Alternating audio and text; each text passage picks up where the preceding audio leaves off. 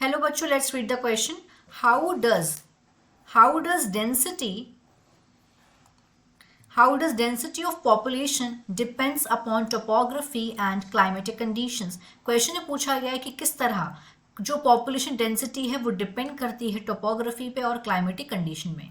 Density of population depends upon topography and climatic conditions in the following way.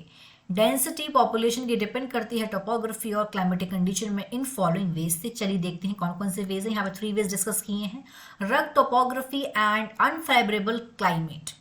Topography क्या होता है? किसी भी लैंड बनावट की, वो हिली एरिया है कि वो प्लेन एरिया है, ये होती है उसकी टोपोग्राफी. और क्लाइमेट क्या होता है? जैसे कि आज का दिन बहुत गर्म था, कल का दिन बहुत ठंडा था, तो ये हो गया वेदर. और एवरेज वेदर को बोलते हैं क्लाइमेट. मतलब वेदर तो होता है रोज रोज का, और फिर एवरेज वेदर को बोलेंगे क्लाइमेट. तो कहीं का भी अगर रग टोपोग्राफी होगी या अनफेवरेबल क्लाइमेटिक कंडीशन होगी तो ये प्राइमरी रिस्पॉन्सिबल है स्पेयर पॉपुलेशन के लिए. अगर हम एग्जाम्पल की बात करें, अरुणाचल प्रदेश को देखें तो वहां पे बहुत कम पॉपुलेशन है, very little population. Why very little population? Because of hilly areas. क्योंकि जो अरुणाचल प्रदेश है वहां पे हिली एरियाज है, इसी वजह से वहां की जो पॉपुलेशन डेंसिटी है वो बहुत कम है. नेक्स्ट पॉइंट पे डिस्कस करते हैं. Moderate to low. किन एरिया की moderate to low population density होती है? जहां का रेनफॉल रॉकी टेरेंस और लेस फर्टाइल सॉइल होती है. इस जैसे कि एग्जाम्पल देखें तो आसाम एंड पेनिसुलर स्टेट्स, वो एरिया जहाँ पे रेनफॉल मॉडरेट टू लो हो, जहाँ पे रॉकी टेरेंस हो और जहाँ की सॉइल कम फर्टाइल हो, वहाँ पे जो पॉपुलेशन डेंसिटी थोड़ी सी कम होती है कंपैरेटिवली. जैसे कि बात करें हम लोग आसाम की और पेनिसुलर स्टेट की. Third point, flat plains, fertile soil and abundant rainfall support highest population density. Example, northern plain and Kerala.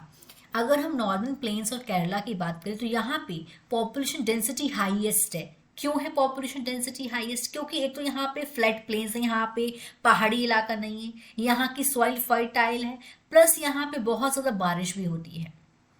अगर कहीं की भी सॉइल फर्टाइल होगी तो वहाँ पे ज़्यादा से ज़्यादा क्रॉप को प्रोडक्शन होगा, वहाँ पे वेजिटेबल्स ज़्यादा होंगे, वहाँ पे फ्रूट ज़्यादा होंगे.